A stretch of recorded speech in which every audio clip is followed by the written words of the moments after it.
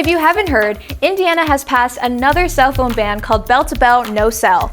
We'll explain how it may affect you next school year. Hi, I'm Ari with CPTV News. We're going to tell you about that. Plus, the CP boys basketball team beat Chesterton last weekend and awaits Fort Wayne Snyder in the second game of tomorrow's semi-state. Here's what's up in news. Senate Bill 78, a new bill proposing further restrictions on cell phones in Indiana schools, was passed by the Indiana Senate and signed into law by Governor Mike Braun on March 5th. The bill, also known as Bell-to-Bell No Cell, is a law that bans cell phones for Indiana students and severely restricts other electronic devices such as smartwatches and portable gaming devices. Starting the beginning of next school year, schools must implement a policy where devices are either not permitted in the building or are stored away, powered off, and inaccessible to students. Many schools are employing the Yonder bags to store and lock phones away. As a school, I think it will lead to sort of like this emotional distress among students. I think it's a good idea for our students so that they are less distracted by their cell phones and will pay better attention in class. The law allows for special exceptions, such as health reasons monitored by medical devices. As the conflict with Iran goes on, the U.S., along with many other countries, have started to experience an increase in oil prices. According to NBC News, since the conflict started, we have seen a 50% increase in oil prices per barrel across the United States. The closure of the Strait of Hormuz, which 1/5 of the world's oil is transported through, has greatly strained the Gulf states' exporting capabilities. An increase in oil price results in an increase at the gas pump. Hoosiers have experienced on average a 65 cents per gallon increase since the end of February when the initial strikes were started. This past Monday, the average price of gas per gallon rose 40 cents alone. Even though the U.S. doesn't rely heavily on Iranian oil, the global market reacts quickly to uncertainty and risk. The problem is oil is a globally traded commodity, and if you have a supply outage in one part of the world, we will feel the price impact at home. Hi, I'm Raina with CPTV News. A new bill in Indiana could soon change how Hoosiers see prices at the checkout counter. Lawmakers recently passed Indiana Senate Bill 243, which addresses a growing shortage of pennies and how retailers handle cash transactions. Under the law, retailers must calculate the total price including the 7% sales tax currently applied at the time of purchase.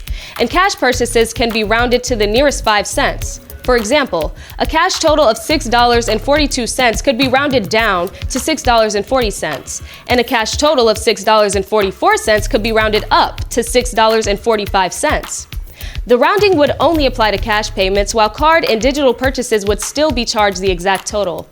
Supporters say the change simplifies transactions as pennies become harder to find.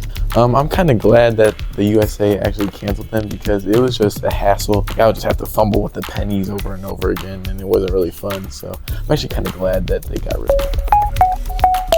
It's pretty clear storm season started early in Northwest Indiana. Severe storms tore through the region last week, leaving a trail of destruction through communities such as Lake Village and Wheatfield. The area was hit by an EF3 tornado last week, with dozens of homes being damaged and torn apart. David Doyle, a resident of Wheatfield, Indiana, was affected heavily by the storms. Doyle is also the owner of Brothers Tree Service, which serviced many local residents after the storm settled. We took off, went down 49, tried to run away from it, and my neighbors called us up and said, hey, it hit us, all of our windows are blowed out, everything, so we turned around, come back here, and this is what we found. With an increased threat of storms this time of year, it's advised everyone identify their storm-safe place and follow all National Weather Service protocol. A major change is coming to Catholic parishes across Lake County. Robert J. McClory, Bishop of the Diocese of Gary, is moving forward with the plan to consolidate several parishes in South Lake County, including the merger of St. Mary's and St. Matthias and Crown Point. McClory says the changes are a part of a broader effort to unify the Catholic Church across Northwest Indiana and strengthen parish communities for the future. Church leaders say the plan comes after years of studying decline attendance, fewer priests, and shifting demographics. The goal is to combine resources, expand ministries, and create more sustainable parish communities. I think they'll be a little bit more unified with it. Obviously there are some negatives. People have to adjust to the new church, but overall I think it'll bring the community together and it'll be really nice. Seven Brew and Dutch Brothers are two drive-through coffee chains which recently opened just months apart here in Crown Point, and now CPHS students seem to be taking sides. As Seven Brew opened up last November and Dutch Brothers opened just a couple weeks ago, customers now sit in long lines for the new craze, which appears to have sparked a rivalry between brands. Customers claim it's more than just the coffee, as both shops offer a large menu of drinks from classic coffees and teas to dozens of syrup combos and energy drinks. The hallways have turned into a flavor battleground, with students debating which spot has the best sips, boldest brews, and even coolest vibes.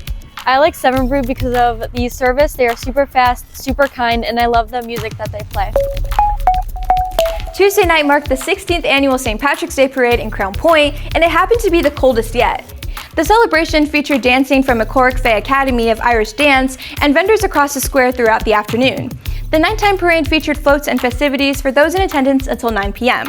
While the cold temperatures may have curtailed the numbers of participants in comparison to past years, many still braved the weather to join in the CP annual tradition. Honestly, I really love the parade atmosphere. I did not look forward to the cold, but I did look forward to kind of the bright lights and the fake snow kind of stuff. I find that pretty fun.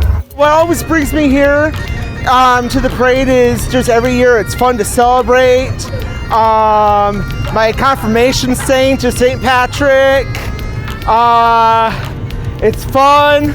I like to see the horses that are like lit up for Christmas.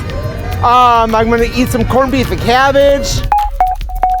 CPHS's theater department is bringing comedy and Greek mythology to the stage this spring with Argonauts, Jason and the Quest for the Golden Fleece. The play is a fast-paced comedic retelling of Jason's legendary journey as he and his crew of misfit heroes set sail in search of the Golden Fleece. The production opened this past weekend, featuring a cast and crew of students who have spent months preparing the production. With humor, energy, and creative storytelling, the performance showcases the strength of the school's theater program. One of the things I love about the show is that it includes so many different people into the show, and then we have this dynamic that's telling a historical story, Jason and the Quest for the Golden Fleece, but it's telling it as a comedy. Final performances will take place at 2 p.m. and 7 p.m. Saturday and will close after the 2 p.m. performance on Sunday. Hi, I'm Gabe with CPTV News. Here's what's up in sports. The boys basketball team faced the Chesterton Trojans last week at the Michigan City Regional to try and capture their third consecutive regional championship in front of a packed gym. The Dogs started slow with the Trojans battling early and seniors Mason Darrell and Dikembe Shaw getting into foul trouble. However, offensive production was picked up by CP senior Kingston Rhodes in the second quarter. The Dogs stayed strong, going on a 13-point run and leading 34-22 after 3 quarters.